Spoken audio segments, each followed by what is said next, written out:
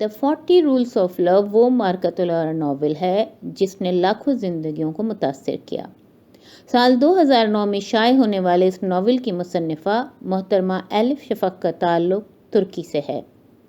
اس novel کی اشاعت 40 سے زائد زبانوں میں ہوئی ہے اور آن لائن اس سے مستفید ہونے والے افراد کی تعداد کا تو کوئی شمار ہی نہیں ہے۔ نومبر 2019 میں بی بی سی نیوز نے اس ناول کو 100 موسٹ انفلوئنشل ناولز میں شامل کیا ہے۔ اردو سمجھنے والے سامعین کے لیے اس ناول کو اس ارادے کے ساتھ پیش کیا جا رہا ہے کہ یہ ناول ان کی زندگیوں میں مثبت تبدیلی لائے گا۔ ہم اس ناول کی صرف مرکزی کہانی پیش کر رہے ہیں۔ اس ناول میں دو دریاؤں یعنی مولانا جلال الدین رومی اور صوفی درویش شمس تبریز کے ملنے اور ایک ہو کر حب الہی کے سمندر کی طرف بہنے کی عکاسی کی گئی ہے۔ یہ آڈیو سیریز محترمہ ہما انور کے ترجمے 40 چراغ عشق کے سے ماخوذ ہے۔ آواز خالدہ مرتضیٰ کی ہے۔ قسط نمبر 29۔ کیرا، قونیہ، 5 مئی 1245 عیسوی۔ برف کے بوجھ تلے شاخیں جو کبھی جھک گئی تھیں، اب ہماری کھڑکی کے باہر انہی شاخوں پر شگوفے پھوٹ رہے ہیں، اور شمس تبریز اب بھی ہمارے ساتھ یہیں موجود ہیں۔ اس دوران میں نے اپنے شوہر کو ہر گزرتے دن کے ساتھ مجھ سے اور اپنے خاندان سے دور ہوتے ہوئے ایک مختلف آدمی میں ڈھلتے دیکھا ہے۔ شروع میں میرا خیال تھا کہ دونوں ایک دوسرے سے اکتا جائیں گے، لیکن ایسا کچھ نہ ہوا۔ اگر کچھ ہوا تو یہ کہ وہ ایک دوسرے سے مزید وابستہ ہو گئے ہیں۔ جب وہ ساتھ ہوں تو عجیب طور پر خاموش ہوتے ہیں یا پھر ناقابل سماعت سرگوشیوں میں باتیں کرتے ہیں، بیچ بیچ میں ہنستے ہوئے، مجھے حیران کرتے ہوئے کہ ان کے پاس الفاظ کبھی ختم کیوں نہیں ہوتے۔ شمس تبریز کے ساتھ ہر گفتگو کے بعد مولانا رومی ایک تبدیل شدہ آدمی بن جاتے ہیں، الگ تھلگ اور خیالوں میں مستغرق، یوں جیسے کسی ایسی شے سے مسحور ہوں کہ جسے میں کبھی چکھ سکتی ہوں اور نہ ہی دیکھ سکتی ہوں۔ وہ رشتہ جو دونوں کو جوڑتا ہے انہی دونوں کا آشیانہ ہے، جہاں کسی تیسرے شخص کی کوئی گنجائش نہیں ہے۔ وہ ایک ہی وقت میں اور ایک ہی انداز میں سر ہلاتے، مسکراتے، ہنستے یا تیوری چڑھاتے ہیں، باتوں کے درمیان دیر تک معنی خیز نگاہوں سے ایک دوسرے کو دیکھتے ہیں، حتیٰ کہ ان کے مزاج بھی لگتا ہے کہ ایک دوسرے پر منحصر ہیں۔ کسی روز وہ کسی لوری سے زیادہ پرسکون ہوتے ہیں، کچھ نہیں کھاتے اور کچھ نہیں کہتے، جبکہ باقی دنوں میں وہ ایسی ترنگ میں گول گھومتے کہ دونوں دیوانوں سے مشابہ لگتے تھے۔ بہر صورت میں اپنے شوہر کو مزید پہچان نہ سکتی تھی۔ وہ شخص جس سے 8 برس سے زائد عرصے سے میری شادی چل رہی تھی، وہ آدمی جس کے بچوں کی پرورش میں نے کی تھی، یوں جیسے وہ میری اولاد تھے، وہ شخص ایک اجنبی میں بدل گیا تھا۔ واحد وقت جب میں خود کو ان کے قریب محسوس کرتی ہوں وہ ہے جب وہ گہری نیند میں ہوتے ہیں۔ گزشتہ ہفتوں میں کئی راتیں میں نے جاگتے ہوئے ان کی سانسوں کی لے سنتے گزاری ہیں، اپنی جلد پر ان کی سانسوں کی نرم سرگوشی محسوس کرتے ہوئے اور میرے کانوں میں دھڑکتے ان کے دل پر تسکین محسوس کرتے ہوئے، صرف خود کو یہ یاد دلانے کو کہ وہ اب بھی وہی آدمی ہیں جن سے میں نے شادی کی تھی۔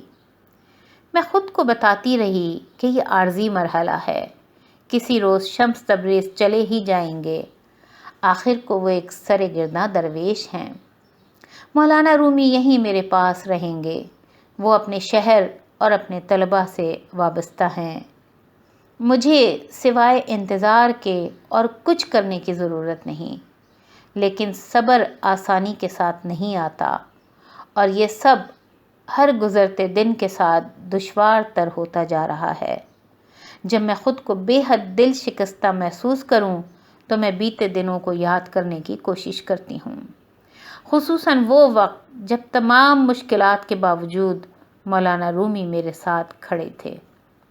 کیرا ایک عیسائی ہے، چاہے یہ مسلمان ہو بھی جائے، یہ کبھی ہم میں سے ایک نہ بنے گی۔ جب لوگوں کو ہماری متوقع شادی کی اڑتی اڑتی خبر ملی تو انہوں نے باتیں کی تھیں۔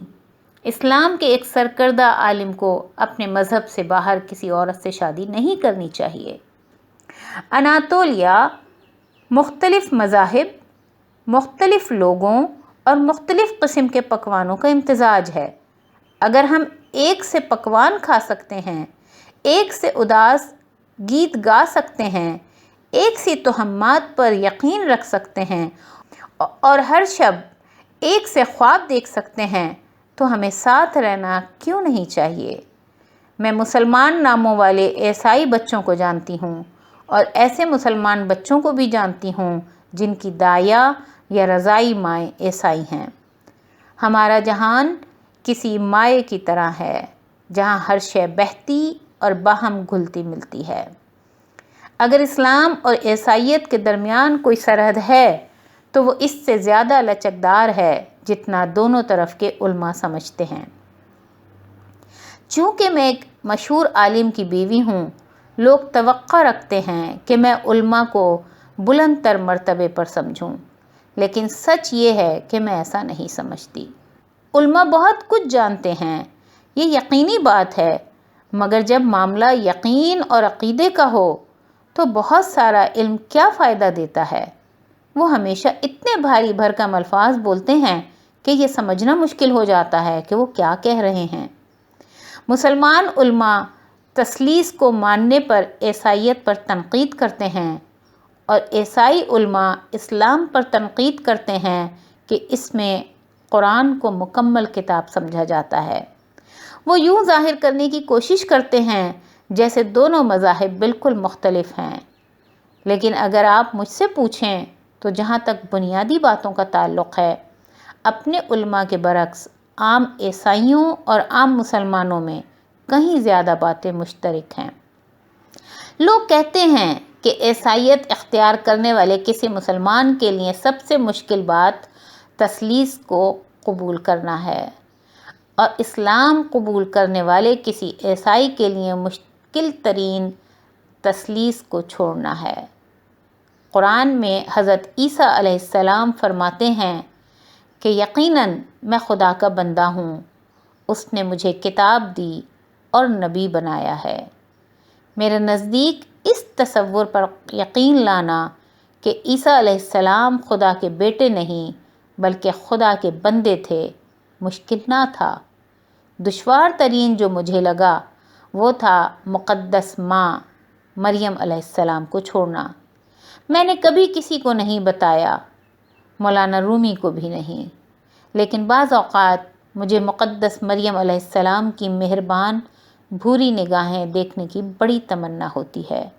ان کی نگاہ ہمیشہ مجھ پر ایک سکون بخش اثر کرتی ہے۔ سچ یہ ہے کہ جب سے شمس تبریز ہمارے گھر آئے ہیں، میں اس قدر رنجیدہ اور الجھن زدہ ہوں کہ میں ہمیشہ سے زیادہ مقدس ماں کو چاہنے لگی ہوں۔ اپنی رگوں میں خون کے ساتھ سرکشی سے بہتے کسی بخار کی طرح اتنی شدت سے میرا جی چاہا کہ میں مقدس ماں سے دعا کروں کہ میں بمشکل خود پر قابو رکھ پائی۔ ان جیسے موقعوں پر مجھ پر احساس گناہ طاری ہو جاتا ہے، یوں جیسے میں اپنے نئے مذہب کو دھوکہ دے رہی ہوں۔ اس بارے میں کوئی نہیں جانتا، میری ہمسائی صفیہ تک نہیں، جو کہ تمام معاملات میں میری محرم راز ہے، وہ سمجھ نہیں پائے گی۔ کاش میں اس احساس میں اپنے شوہر کو شریک کر سکتی، لیکن مجھے نہیں معلوم کہ کیسے کروں۔ وہ اس قدر بیگانے سے ہیں، مجھے اندیشہ ہے کہ وہ مجھ سے مزید فاصلے پر چلے جائیں گے۔ مولانا رومی میرے لیے سب کچھ ہوا کرتے تھے، اب وہ ایک اجنبی ہیں۔ مجھے کبھی معلوم نہ تھا کہ کسی ایسے شخص کے ساتھ ایک چھت تلے رہنا، ایک ہی بستر پر سونا اور پھر بھی یہ محسوس کرنا ممکن تھا کہ وہ واقعتاً وہاں موجود ہی نہ تھا۔